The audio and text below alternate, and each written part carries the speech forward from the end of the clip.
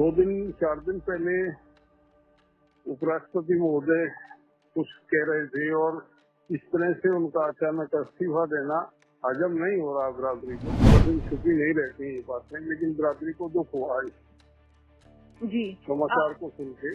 जी हर आदमी शॉकिंग जी, और उनका इस्तीफा स्वीकार भी कर लिया गया है। नहीं, वो तो दिलवाया है तो स्वीकार तो हो ही जाएगा जब लिया है इस्तीफा वो अपनी मन। राम राम, नमस्कार। आप हरियाणा तक देख रहे हैं। सोनिया सत्यानीता मेरा नाम है और इस समय जाट महासभा के जनरल सेक्रेटरी चौधरी युद्धवीर सिंह हमारे साथ जुड़ चुके हैं। युद्धवीर साहब, ये बहुत चौंकाने वाला रहा कि उपराष्ट्रपति जगदीप धनखड़ साहब एकदम इस्तीफा देते हैं। अब कारण बता दिया गया कि उनकी हेल्थ ठीक नहीं है, स्वास्थ्य के लिए उनको समय चाहिए। तो आपको इसके पीछे की क्या कहानी प्रतीत हो रही है? देखिए, ये अभी एक सप्ताह भी नहीं हुआ तब उन्होंने ये कहा था कि मैं 2 साल मेरा कार्यकाल है और उसके बाद में अपनी रिटायरमेंट लूंगा। और अचानक वो सबने सुना था। अचानक कल का जो घटनाक्रम है वो शॉकिंग सा रहा, लोगों को एक धक्का लगा उससे, ये क्या हुआ। और हर व्यक्ति कहीं ना कहीं संशय की दृष्टि से देख रहा। वो मतलब 4 दिन पहले उपराष्ट्रपति महोदय कुछ कह रहे थे और इस तरह से उनका अचानक इस्तीफा देना हजम नहीं हो रहा बिरादरी को। और सब उसमें कारण ढूंढ रहे हैं। वो आ जाएगा निकल के 2-4 दिन में क्या है क्या नहीं है। लेकिन अधिकांश लोगों का ये सोच है कि कहीं ना कहीं सरकार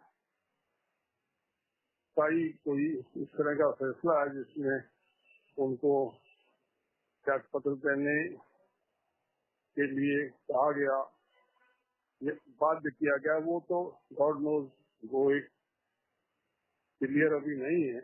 वो ज्यादा दिन छुपी नहीं रहती ये बातें, लेकिन बिरादरी को दुख हुआ जी समाचार को सुन के। जी हर आदमी शॉकिंग।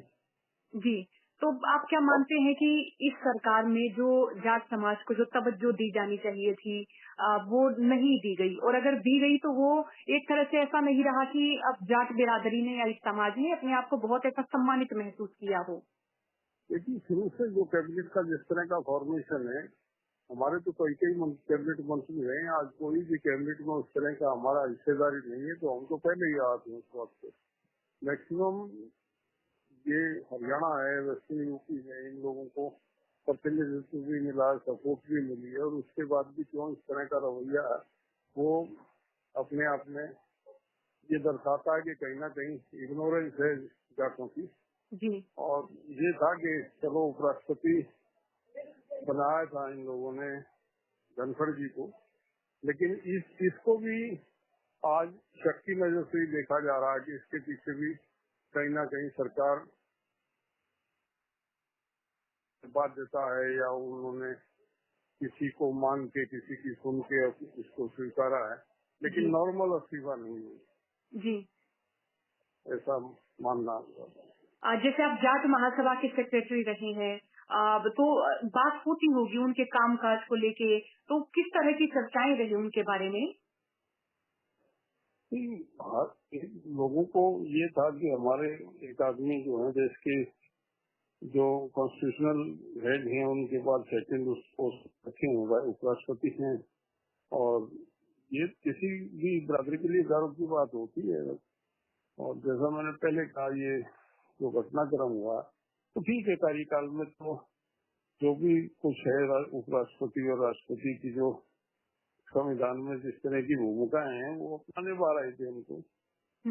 वो उपराष्ट्रपति को एक दायित्व राज्यसभा का भी होता, तो था उनका जैसा वो चल रहा था। लोग उस पर ज्यादा नहीं, लोग इसको ज्यादा अपने उससे सम्मान से जोड़ते थे।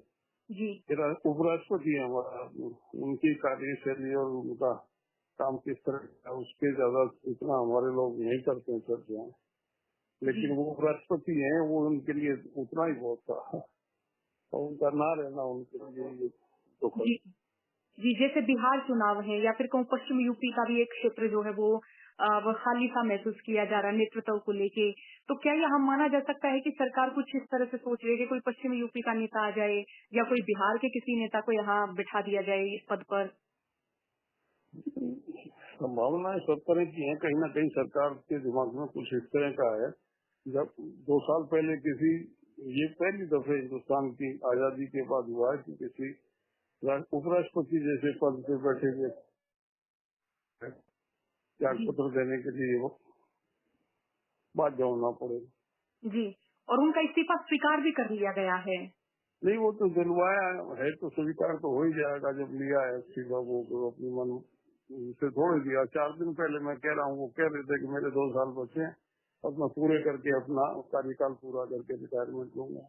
जी तो 4 दिन बाद ये है तो किसी को हजम नहीं हो रहा ये। जी। तो बड़ा निराशाजनक कहे आप लोगों के लिए, बड़ा निराशाजनक है ये।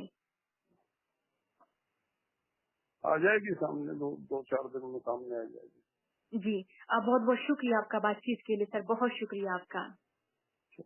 धन्यवाद, नमस्कार।